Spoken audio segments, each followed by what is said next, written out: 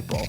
I'm talking about the working class. The working class. The working class. In the working class neighborhoods, I represent regular working class folks. What has he done for the working class? So who are the working class, and why are Democrats so thirsty? I think one of the worst. Okay, here's another controversial hot take that's going to piss off a lot of people.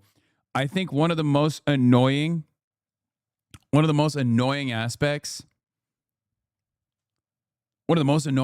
of Woke One or 2016, you know, the weaponization of hollowed out identity politics, non-intersectional identity politics, because it didn't feature class, was this notion that people would always say, oh, when you say the working class, you mean the white working class, sweetie. I hated that shit so much.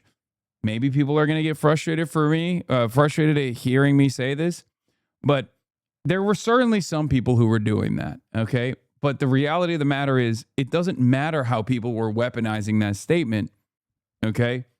What matters is what it actually means. Because the American working class is just like America. It's very diverse. And some people, unironically, sincerely believe when they said working class, they meant white working class, hard hat wearing, 55,000 coal miners that remain in this country, okay? But I hate it when people leaned into that idea that, like, you shouldn't say working class because what you mean is white working class. Okay. Black people are a part of the working class too. Who cares? Trans people are part of the working class too. I hate the, like, anti-IDPOL people. I'm such a centrist on this stuff because I also hated the anti-identitarian people, like the folks who would say, like, trans issues are not relevant to the working class. It's like, no, they still are, because trans people are a part of the fucking working class. To prove that they are the true party of working class Americans. Now, some terms show up in political discourse gradually, like neoliberalism or polyamory. But working class had a very specific moment it entered the mainstream. 1:35 a.m. Eastern Standard Time on November 9th, 2016. Some big news here, Megan. Huge news, actually. Huge. The AP now projecting that Donald Trump has won the state of Pennsylvania. That is the race, frankly. It's been almost 10 years since Trump broke through the blue wall, winning Wisconsin, Michigan, and Pennsylvania. And liberals suddenly remembered that everyone can vote, and it's not just a Capital One rewards perk. For months, the media fanned out across rural America to study working class Trump voters like gorillas in captivity. Or like small business owner want banana? Me, Soledad O'Brien. Me, friend. Reading Hillbilly Elegy became doing the work. That book actually shot back to #1 a week after Trump's inauguration. Liberal guilt made J.D. Vance. God, liberals fucking love, liberals love when chuds are like, I'm the real white working class whisperer. Look at me. Oh, it's literally fucking catnip. Like, MS Now, formerly known as MSNBC, is responsible for J.D. Vance's career. And it still works. And it kind of works on the left, too. Let's be real. I mean, look at Graham Plattner. We have to figure out a way to harness that. We have to figure out a way to harness that excitement around people that look a certain way, you know what I mean? Because, like, the aesthetics and the optics, they work. Isn't Peter Thiel more responsible? Yes, of course Peter Thiel is more responsible, but it's just like, there are so many MSNBC watchers out there who see someone with the aesthetics and go, oh my God, I love this person. This person is the best. I mean, yeah, John Fetterman was another example of this too. And so famous that depending on how bad Qatari engineering is, this guy might be president soon. The man and woman who raised me, Mama and Papa, said, we're for Democrats because Democrats are for working people. I don't think that's true anymore, my friends. Now, Grifter Huckleberry Finn is getting at something very real here. Since 2016, there's been a lot of debate around what the working class even means. But it used to be very simple. Working class people got a paycheck. They had a boss, they were probably in a union, and they almost definitely voted Democrat. Ever since FDR and the New Deal back in the 1930s, workers were a core part of Democrats' identity as a party. In 1935, FDR signed the Wagner Act, which guaranteed workers the right to collective bargaining. Republicans at the time tried to smear it as first implemented in the People's Republic of Wisconsin. For those of you who don't know, Wisconsin is radical, and it still has that revolutionary history, and it abso-fucking-lutely still has that revolutionary potential. I am not giving up on Wisconsin, even though Data Center Dave Crowley won the primary, okay? By an ass hair. socialist. But Dems didn't give a fuck. They passed Social Security later that year and were like, yeah, Social Security. Social. We put it right in the name, bro. Come at us. In 1938, Democrats created the minimum wage in the 40-hour work week. And in 1965, they started Medicare. They're calling them David Centers in Wisconsin. This was a party unafraid to fight on the side of workers and against capital. And it made states like Pennsylvania, Michigan, and Wisconsin, which were built on manufacturing and agriculture, Democratic strongholds, places that Democrats could count on, maybe even take for granted. I mean, why would Hillary even need to visit Wisconsin? Now, I know what you're thinking. Really? Hasan, you're going to relitigate 2016 all over again? I'll be honest with you. I feel like relitigating 2016 is kind of hack as a concept. So what I'm going to do is relitigate the 1990s. It was Hillary Clinton's husband, jazz icon Bill Clinton, who pushed Democrats towards more business-friendly practices and away from... Oh, this is so good. Oh, he's cooking. He's cooking. Let's go back to the 90s. Let's talk about NAFTA. Let's talk about third-way neoliberalism. That's where it was invented, by the way. Because if you look at the trend lines in American politics, you have the New Deal era, and Democrats are dominating, right? New Deal liberalism, New Deal Democrats are dominating, and they end up dominating so hard that Republicans have to play ball, okay? They have to play ball all up until Ronald Reagan. Post-Reagan, it's the Republican Party now. It's the Republican show now. And every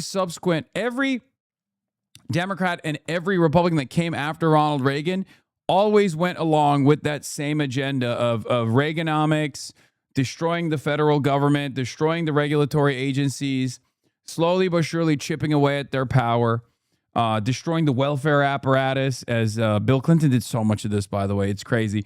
And therefore, destroying the labor unions and what remained, the manufacturing base in the United States of America, and you know, therefore destroying the party's base of support, the Democratic Party's base of support. If you have no labor unions, you have no political participation. Slowly but surely, the labor unions chip away at their power and end up going. The rank and files end up going for whichever party they think is more important, because the culture war is the only thing that people talk about. Labor. Bill Clinton's 1992 platform was silent on antitrust and monopoly power, which had been a party plank for Democrats for over 100 years.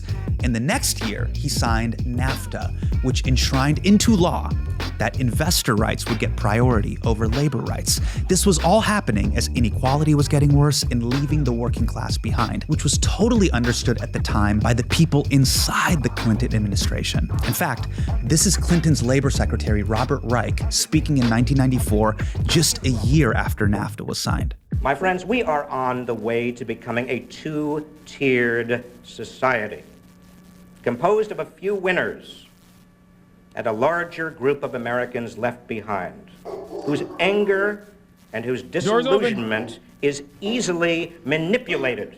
Today, the targets of that rage are immigrants and welfare mothers and government officials and gays and an ill-defined counterculture. But as the middle class continues to erode, who will be the targets tomorrow? Don't worry, Rob, it's still the same people. But Clinton didn't just stop at NAFTA. In 1996, he signed the Welfare Reform Act, ending cash assistance for millions of people in poverty, and then bragged about it in campaign ads. He signed tough welfare reform, work requirements, time limits, forced teenage mothers to stay in school or... Yeah, Eisenhower, Republican, expanded Social Security and disability benefits. Nixon created the Supplemental Security Income, made the EPA, and expanded food stamps. The Republican Party was always center right, but Reagan ratcheted the party so far right. No, that's my argument. My argument is all of those Republicans that came after FDR had to play ball with New Deal democracy because it was such a popular force that they were the ones who were on the defense.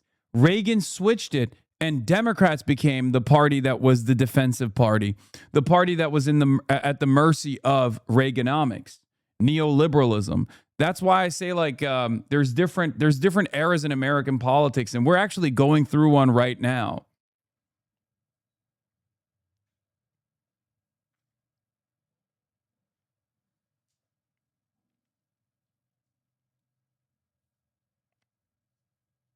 lose benefits. Yeah, Bill, I'm sick of these welfare queens not fit. How did Reagan switch it?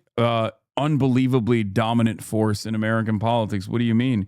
Culture wars, talking about how shifting people's attention away from shifting people's attention and priorities away from economic issues to culture war issues.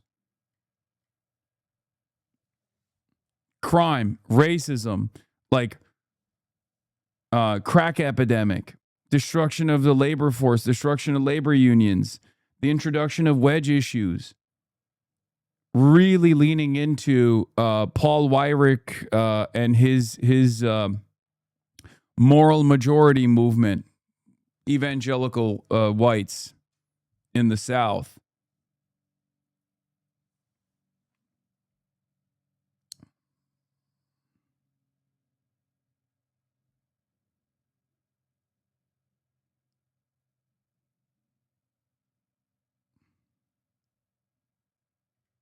Finishing The Great Gatsby. Here's what's crazy about that ad. Those aren't even black teenagers. Do you know how Republican you have to be to go after white teen moms? Now, once Bill was done handcuffing the working class, he unleashed the investor class. Ronald Reagan radicalized all the evangelical Christians with the abortion issue because they didn't really vote. Yeah, and then they became, since the Reagan era, they became the most domineering force with outsized political influence in American politics, the white evangelicals. Well, their initial white evangelicals started voting or started getting mobilized around school choice because they didn't want schools to be desegregated. That's where it first started. But yes, Ronald Reagan mobilizing them around abortion was how they became the force that you know now in the United States of America.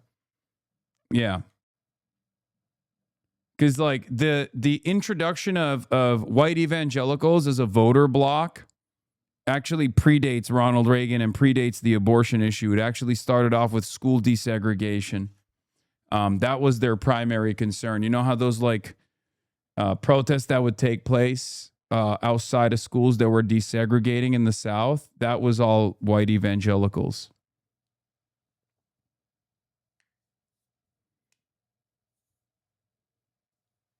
That's why I said Paul Weyrich, the moral majority movement. It initially started with anti-black racism. Anti-black racism is foundational for America. It's always been a fundamental driver for a lot of people to make decisions, oftentimes at odds with their immediate material circumstances improving. Repealing Glass-Steagall and passing the Commodity Futures Modernization Act, which basically turned Wall Street into a giant casino. Now, there's a reason people look back fondly on the 90s. This actually worked for a while. There were budget surpluses, economic growth, soared. Millions of jobs were created. Housing prices went up and up and up. What could possibly go wrong? Lehman Brothers, a 158-year-old firm, filed for bankruptcy. The House passes a sprawling $700 billion government rescue of the financial industry. 2.6 million jobs were cut from the economy last year. That's the greatest decline since 1945. Why weren't we bailed out? That live grenade of financial deregulation that Bill Clinton left in the economy, it all blew up in 2008, right when I was graduating college. And thanks to the weakened social safety net, further weakened by George Bush, millions of people were pushed into poverty. And by the time Barack Obama came along, things were starting to get a little awkward. Even though anger at Wall Street was spiking, it was still an important source of funding for the Democratic Party. Now, Obama at least gestured towards fighting on behalf of the working class. But let's be clear who Senator McCain's fighting for. He's not fighting for Joe the plumber. He's fighting for Joe the hedge fund manager. He was so goated. It's crazy. That's why I always separate Obama the campaigner versus Obama the president are just like two different Obamas, okay? That's also partially why, like, just watch him from 2008, just run the game tape and just copy it, honestly. Fucking take the game tape from 2008 and just copy it. Copy paste it. You will win everywhere, I think.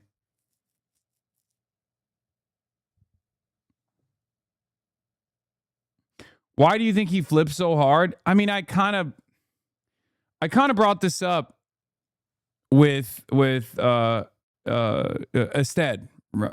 He was up against a mountainous force that was impenetrable. It was an impenetrable fortress. If I were to be as charitable as possible to Barack Obama, I think he knows better. Make no mistake. I think Barack Obama knew better. He knew better about American foreign policy. He tried to chart a different path forward for American foreign policy at times. He got punished endlessly for it. And as far as his ambitions goes, like, it's virtually impossible. He wasn't as much of a diehard ideologue as he needed to be. That's the other thing. I mean, you look at the forces at play with Obama, and now you look at Zoran, right? Like, you think Zoran is not taking out Jessica Tisch and replacing her for no reason? You think it's because he loves Jessica Tisch? Jessica Tisch's family literally spent millions of dollars calling him a fucking terrorist.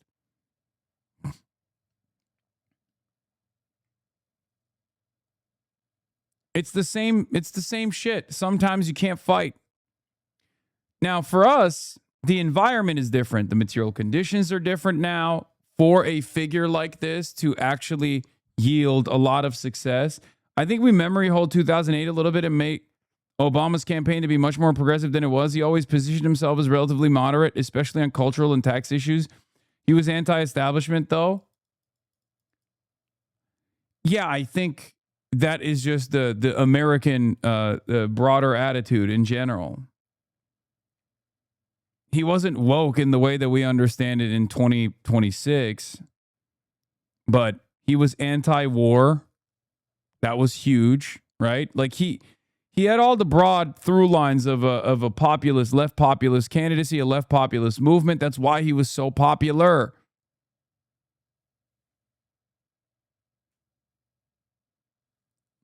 That was why he won. He was unique. He was like a unique candidate. Pro-gay marriage when that was a thing? No, he wasn't pro-gay marriage. No, you're wrong.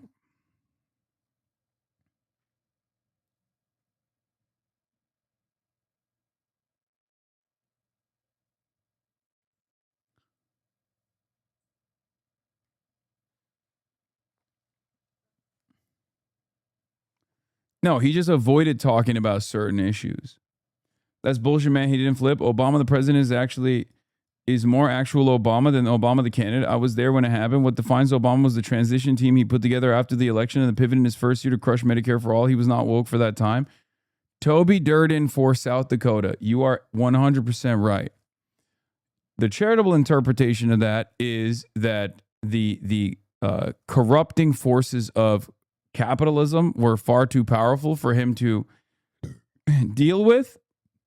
The uncharitable interpretation of that is he was always slated to be this guy, and he didn't give a shit.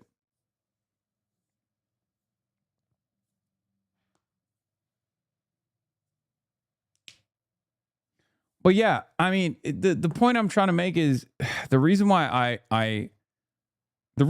bring this up is because when it came down to foreign policy, which is the most bipartisan, right? This dude literally stuck his neck out for Cuba and stuck his neck out for the JCPOA. Those were two instances that lead me to believe that he had a very different approach to what, like, he had a very different vision to what he wanted to advance. And you know, he tried to do it wherever he could, but ultimately it doesn't matter. It doesn't matter at all because he was the porter in chief. He was,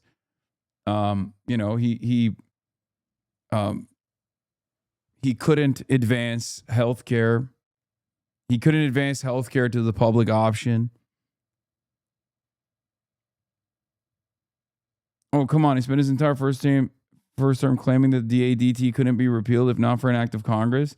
Then he at the last minute issued an executive order ending DADT when Democratic platform put same-sex marriage on the Dem platform. Then he started advocating for same-sex marriage. He was nothing but a radical centrist, the American Macron, even with all the cheesy alliteration in his speeches. Look, I don't disagree with you guys as far as the Obama criticisms. I mean, he should have been a rabid partisan, for example. This like coalition of Republicans, like bringing Republicans into the fold, being completely captured by corporate interests, Rahm Emanuel. I mean, there were so many goddamn mistakes. And there was also tremendous opportunity there too. Like, he could have been an FDR style figure with the banks.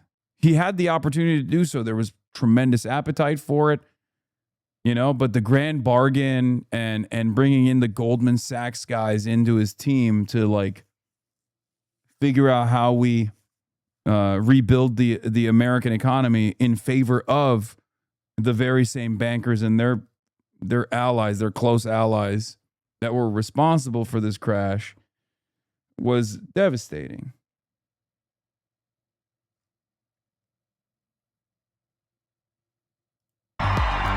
But on Obama's watch, no bankers went to jail and inequality kept skyrocketing as union membership continued to fall. And when all that hope he sold didn't come through, it curdled into cynicism. Working class people kept going into the voting booths, pulling the lever, and nothing changed. In fact, a 2014 study of policy outcomes over 20 years found that economic elites have substantial independent impacts on U.S. government policy, while average citizens have little or no independent influence. Like, there are numerous competing forces here. I think white supremacy obviously is a huge one. Like, Barack Obama being black literally broke so many people's brains. Like, there are so many unvarnished, hateful people out there that just saw that and were like, a black man is leading this country. He is the son of Baal. He is the son of Satan. Like, they lost their damn minds. Okay? 100%. Trump was, in many respects, the perfect cudgel to that, the perfect, like, revenge fantasy to a black man running the country. Okay? But there were also other failures, I think, that played a big role in this as well. Like the promises squandered, the opportunity squandered, the fact that material conditions did not improve. Like, the amount of two-term Obama voters that flipped to Donald Trump means that populist rage that he channeled and did not follow through on in terms of good governance absolutely played a major role in people looking for an alternative. And I think a lot of people refuse to reckon with that because they just simply see, you know, that he was a black man. And doors open.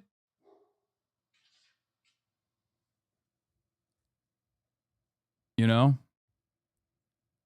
They don't see the other side of the story. They don't see the impact of like how much the economic conditions motivated people into seeking out an anti-establishment alternative, which ironically enough was a fucking Clinton aligned rapist billionaire. You know what I mean? An Epstein buddy. But he was quote unquote anti-establishment enough, right? That's what Donald Trump was. A way to put a hatchet through the system that had not given these people what they thought they would receive.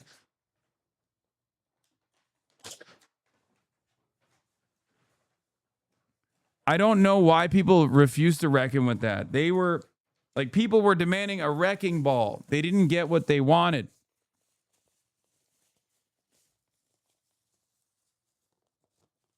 They didn't get what they wanted from Obama. They thought Obama would actually prove to be this hope and change candidate. They didn't get that hope and change. So now they were like, all right, fuck this. I'm looking for something else.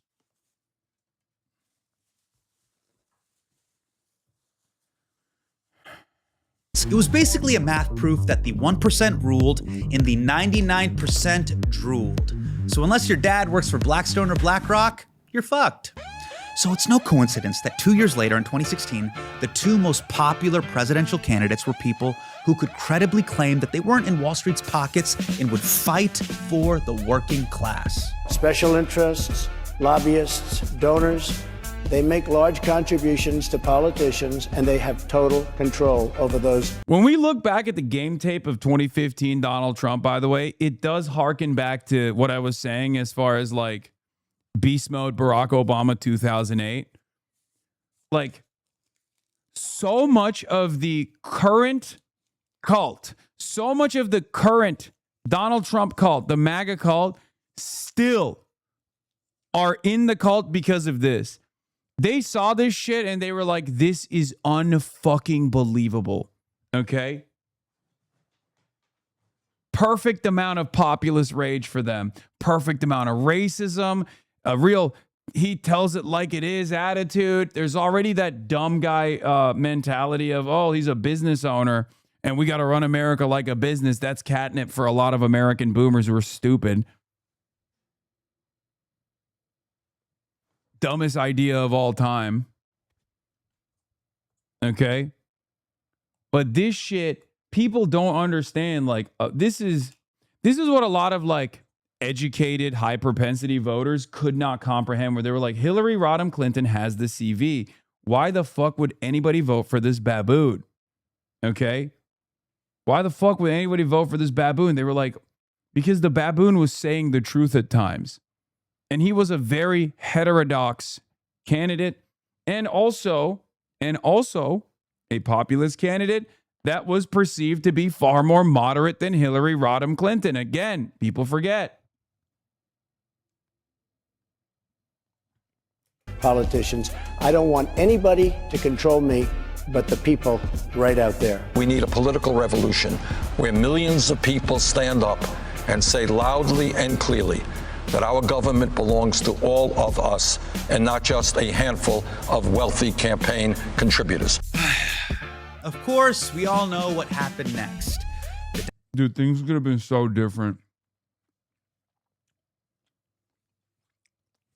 Imagine a world where Donald Trump did not win because Bernie won in 2016. The Dems didn't rat fuck him. The media didn't rat fuck him. He was able to overcome great odds. And he fucking won. He was the president. Two-term Bernard presidency. I mean, who knows where we would be? A very different timeline, dude. Very different universe. The last 10 years would have been incredible.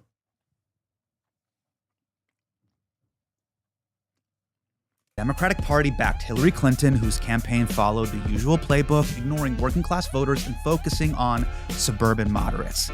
That is not a conspiracy theory, okay? Chuck Schumer literally said it out loud 3 months before the election. For every blue-collar Democrat we will lose in Western PA, we will pick up 2-3 moderate Republicans in the suburbs of Philadelphia. And you can repeat that in Ohio and Illinois and Wisconsin. 2016 was the year the suburban strategy stopped working. It was the Democrats' worst turnout for union members and rural voters since Walter Mondale in 1984. So that brings us to today, 10 years after 2016, and the Democrats still have not figured out how to win back all those working class people that they lost. Now, I've heard the ideas. We should run DSA candidates. Great. We should shut up about trans rights. Not great. And we need a Joe Rogan of the left. What the fuck does that even mean? But it's clear that there are millions of Americans who still feel politically homeless. A recent poll showed that 43% of Americans are not happy with either party.